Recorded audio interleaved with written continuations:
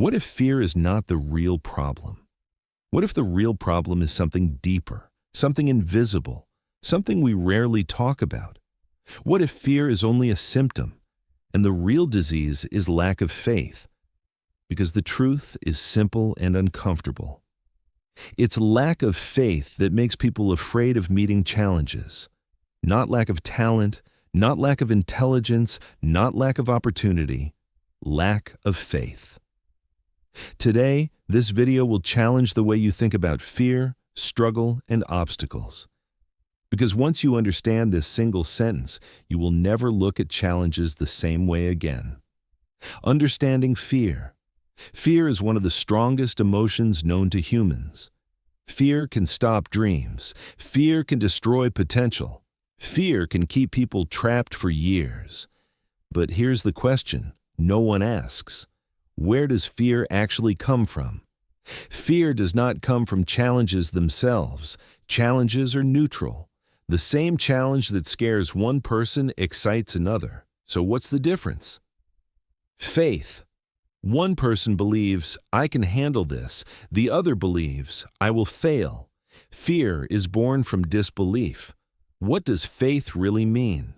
Faith is often misunderstood. Faith is not blind optimism. Faith is not pretending everything will be easy. Faith is trust. Trust in your ability to learn. Trust in your strength to endure. Trust that effort will eventually produce results. Faith says, I don't know how, but I will find a way. Lack of faith says, I don't know how, so I won't even try. And that single difference changes everything. Challenges are mirrors. Every challenge you face is a mirror. It reflects what you believe about yourself. If you believe you are weak, challenges will terrify you. If you believe you are capable, challenges will test you, but not stop you. Challenges don't ask, are you perfect? They ask, do you believe enough to begin? Most people fail this test, not because they can't do it, but because they don't believe they can. Why people avoid challenges?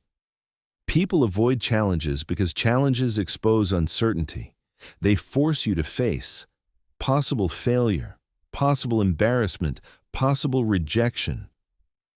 Without faith, these possibilities feel unbearable. So people choose comfort. Comfort zones feel safe, but they are dangerous because nothing grows there. Lack of faith makes comfort feel smarter than courage. Faith does not remove fear. This is important. Faith does not eliminate fear. Faith overrides fear. Even the strongest people feel fear. Even the most successful people doubt themselves. The difference? They move forward anyway. Faith is not the absence of fear. It is the decision that fear will not control you. The cost of lack of faith. Lack of faith has a price. It costs. Missed opportunities, unfulfilled potential, regret. Regret is heavier than failure. Failure teaches. Regret haunts. Most people don't regret trying and failing. They regret never trying at all. And behind that regret is one root cause: lack of faith. Faith and action are connected. Faith without action is meaningless. Belief only matters when it moves you. Faith makes you. Apply even when you're unsure. Speak even when your voice shakes. Try even when success isn't guaranteed.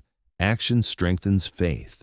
Every step forward builds confidence, and every avoided challenge weakens it. Small faith beats.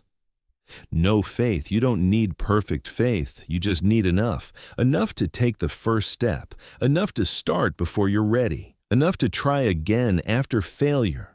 Small faith grows through action. No faith grows nothing. Faith in difficult times. Faith is tested most when circumstances are harsh, when results are slow, when effort feels wasted, when doors remain closed.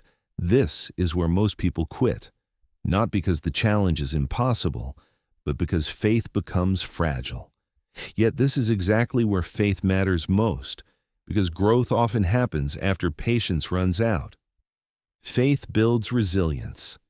Faith turns setbacks into lessons. Instead of saying, I failed, so I'm not good enough, faith says, I failed, so I learned something. Resilient people are not luckier. They are believers, believers in progress. The role of self-belief. At its core, this quote is about self-belief. If you don't believe in yourself, every challenge feels like a threat. If you believe in yourself, challenges become opportunities. Self-belief does not mean arrogance, it means trusting your ability to improve. History is built by faith. Every breakthrough in history required faith. Faith to challenge the impossible. Faith to question limits. Faith to try when success was uncertain. Without faith, progress stops. And the same applies to your personal life. Facing challenges changes identity. When you face challenges, something powerful happens. You stop seeing yourself as a victim. You start seeing yourself as a fighter.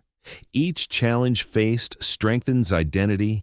Each challenge avoided reinforces fear. You grow into your faith. Faith grows through experience. The more challenges you face, the stronger your belief becomes. Confidence is built, not inherited. And every challenge you meet is proof that you are capable of more than you think. Fear is temporary, growth is permanent. Fear disappears once action begins.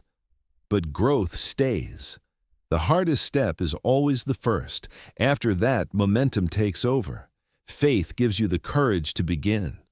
Remember this truth: challenges are not your enemy. Lack of faith is. The world does not stop you. Challenges do not stop you. Other people do not stop you. Doubt stops you.